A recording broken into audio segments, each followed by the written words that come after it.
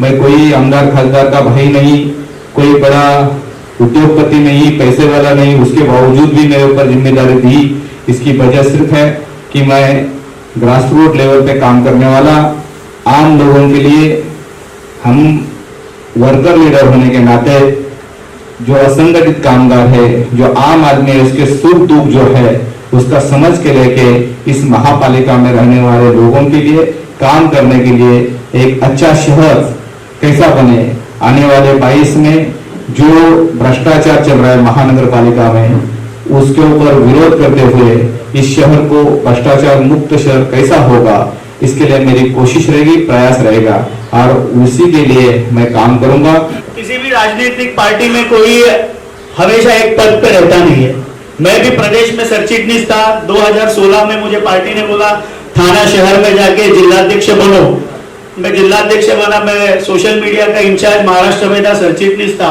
तो पार्टी में ये स्थित्यंतर होती रहती है और उनको प्रदेश ने चिटनीस पद बना के महाराष्ट्र में काम करने की संधि दी है। मुझे नहीं लगता, क्योंकि आज अंकुश मालुसरे के पेंडुलकर जी थे, अंकुश मालुसरे के बाद भी कोई ना कोई जिलाध्यक्ष बनेगा। ये चेंज इज इनएविटेबल और चेंज होते रहता है।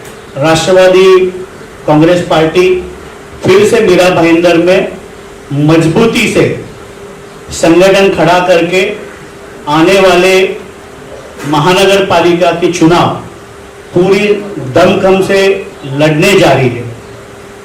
राष्ट्रवादी के जिलाध्यक्ष करके अंकुश मालुसरे जी का हाल ही में चयन किया गया।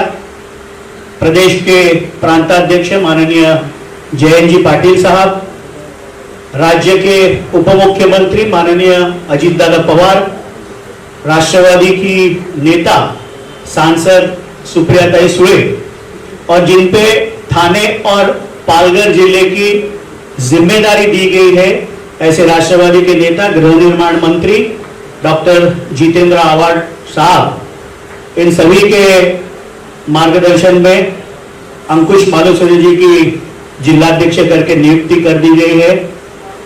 आने वाले समय में एक अच्छा संगठन जो मीरा भाईंदर के प्रश्नों के लिए सदा जागरूक रहेगा, मीरा भाईंदर की जनता की सेवा के लिए रास्ते पे उतरेगा, उनके हक के लिए लड़ेगा, एक ऐसा मजबूत संगठन हम बनाने जा रहे हैं। इस में आप सभी की मैं अनुरोध करूंगा, आप सभी की, क्योंकि कहते हैं कि लोकतंत्र का चौथा स्तंभ ये पत्रकारिता रहती है और कोई भी राजनीतिक पार्टी पत्रकारों के सहयोग के बिना कामयाब नहीं हो सकती। इसलिए मैं सभी से अत्यंत नम्रतापूर्वक निवेदन करूंगा कि आप सभी का सहयोग राष्ट्रवादी कांग्रेस पार्टी मीरा भाईंदर शहर जिले को लगेगा। उस हक से हम आपके पास आएंगे, आपका सहयोग मांगेंगे। आज काफी समय बाद रूबरू होते हुए जो जिला कार्यकारिणी अंकुश जी मालुसरे, इन्होंने प्रांताध्यक्ष जयंत जी पाटिल साहब को सुपुर्द की थी, उसको मान्यता मिलते हुए एक नई जिला कार्यकारिणी का गठन हुआ है। उसमें युवा है, हमारी महिला नेतृत्व शामिल है, अनेक चार्टेड अकाउंटेंट लोग हैं, वकील लोग हैं। एक सर्वसमावेशक मीरा भाईंदर का सुसंस्कृत ऐसा चेहरा इस कार्यकारिणी में आपको दिखेगा। उपाध्यक्ष, सरचिटनीस, सचिव, कोषाध्यक्ष, प्रदेश प्रतिनिधि, ऐसे सर्वसमावेशक ये जिला कार्यकारिणी बनी है और मुझे आशा है कि आपका सहयोग मिलता रहेगा। आने वाले दिनों में एक भव्य ऐसा मध्यवर्ती कार्यालय जिसका उद्घाटन प्रांताध्यक्ष जयंत जी पाटिल, राज्य के उप मुख्यमंत्री अजीत दादा पवार और थाने और पालघर के प्रभारी डॉक्टर जितेंद्र आव्हाड, इनके शुभ हस्तों से हम करेंगे। कोरोना के महामारी के संकट में कोई सार्वजनिक कार्यक्रम नहीं करने चाहिए, इस पर हम विश्वास रखते हुए थोड़े ही आने वाले दिनों में हम करेंगे। मीरा भाईंदर के अनेक विषय है, हम भले ही उस सभागृह में जहां पर 95 पार्षद बैठे हैं वहां हमारा प्रतिनिधित्व न हो, लेकिन जनता की आवाज बनकर मीरा भाईंदर महानगर पालिका में जो भ्रष्टाचार चल रहा है, जो असुविधा लोगों को हो रही है, इन सभी प्रश्नों पे एक जागरूक राजकीय पक्ष करके आने वाले दिनों में राष्ट्रवादी मैदान में भी उतरेगी और मीरा भाईंदर की जनता के लिए रास्ते में भी उतरेगी। अभी हाल ही में पानी का समस्या है कि मेरे ख्याल से अगर मैं गलत हूं तो मुझे करेक्ट कीजिए, 86 एमएलडी स्टेम में से मीरा भाईंदर को मिलता है और 125 एमएलडी एमआईडीसी से मिलता है, तो लगभग 211 एमएलडी मीरा भाईंदर की आपूर्ति के लिए आवश्यक है।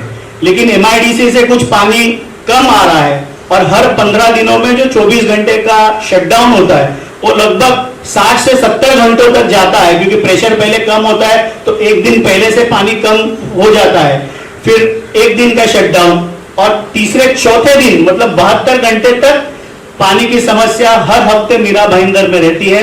मैं आपके माध्यम से मीरा भाईंदर की जनता को आश्वस्त करूंगा कि अगले हफ्ते ही हम एमआईडीसी की जो राज्य मंत्री अदिति तटकरे मैडम है उनको निवेदन देके उनके ऑफिस में एक बैठक करके कि जो पानी 125 एमएलडी की जगह पे मुझे जो जानकारी है 93-94 एमएलडी ही एमआईडीसी से आ रहा है, ये पूरा कोटा हमें मिले, इसके लिए हम जल्दी बैठक लेके पानी की समस्या सुधारने की कोशिश करेंगे।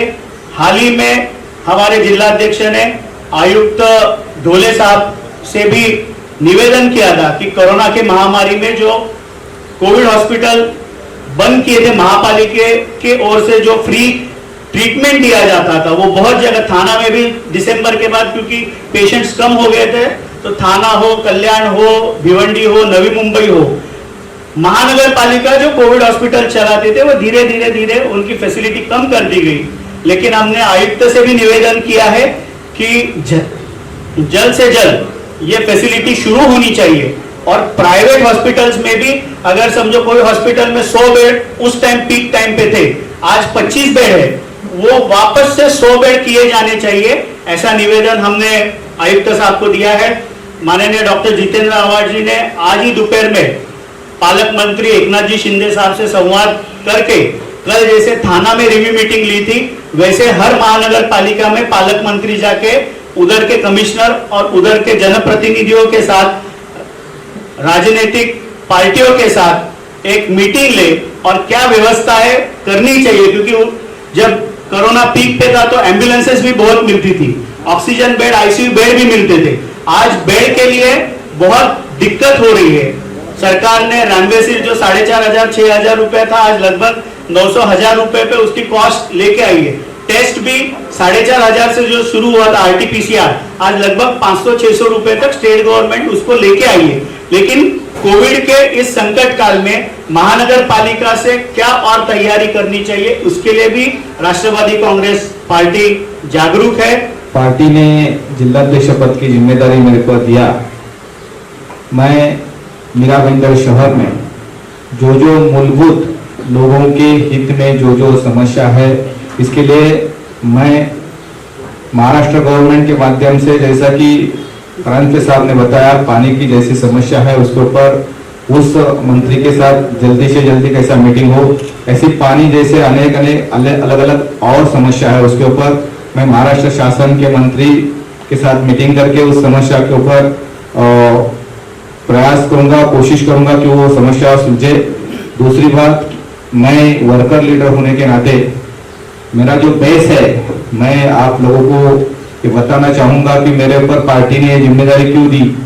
मैं कोई आमदार खासदार का भाई नहीं, कोई बड़ा उद्योगपति नहीं, पैसे वाला नहीं, उसके बावजूद भी मेरे ऊपर जिम्मेदारी दी। इसकी वजह सिर्फ है कि मैं ग्रास रूट लेवल पे काम करने वाला आम लोगों के लिए, हम वर्कर लीडर होने के नाते जो असंगठित कामगार है, जो आम आदमी है, उसके सुख दुख जो है उसका समझ के लेके इस महापालिका में रहने वाले लोगों के लिए काम करने के लिए एक अच्छा शहर कैसा बने, आने वाले 22 में जो भ्रष्टाचार चल रहा है महानगर पालिका में उसके ऊपर विरोध करते हुए इस शहर को भ्रष्टाचार मुक्त शहर कैसा होगा इसके लिए मेरी कोशिश रहेगी, प्रयास रहेगा और उसी के लिए मैं काम करूंगा। महापालिका सभी साथ में लेके, यानी पुराने कार्यकर्ता हो, नए कार्यकर्ता हो, सभी पत्रकार बंधु हो, सबको मेरा पहले से यह है कि पत्रकार लोगों से भी जो चीज मेरे को मालूम नहीं वो समझ के लूंगा और आपके मार्गदर्शन में काम करने की कोशिश करूंगा। इसके लिए मैं ये सब चीज कर रहा हूँ। तो मेरा सवाल है, संतोष पेंडुलकर जिलाध्यक्ष थे, उन्हें अचानक हटाकर अंकुश मालुसरे को जिलाध्यक्ष बनाया गया, क्या कारण? किसी भी राजनीतिक पार्टी में कोई हमेशा एक पद पे रहता नहीं है। मैं भी प्रदेश में सरचिटनीस था। 2016 में मुझे पार्टी ने बोला थाना शहर में जाके जिलाध्यक्ष बनो। मैं जिलाध्यक्ष बना, मैं सोशल मीडिया का इंचार्ज महाराष्ट्र में था, सरचिटनीस था। तो पार्टी में ये स्थित्यंतर होती रहती है और उनको प्रदेश ने चिटनीस पद बना के महाराष्ट्र में काम करने की संधि दी है। मुझे नहीं लगता, क्योंकि आज अंकुश मालुसरे के पेंडुलकर जी थे, अंकुश मालुसरे के बाद भी कोई ना कोई जिलाध्यक्ष बनेगा। ये चेंज इज इनएविटेबल और चेंज होते रहता है। लेकिन उसकी वजह से पार्टी में गुटबाजी चल रही है और वो नाराज है पार्टी से। नाराज घर में ही आदमी नाराज होता है ना। मैं भी आपके माध्यम से उनको बोलूंगा कि नाराजी उन्होंने व्यक्त कर ली, अब काम पे लग जाए, क्योंकि ज्यादा दिन नाराज रह के भी फिर आदमी पूछता नहीं किसी को।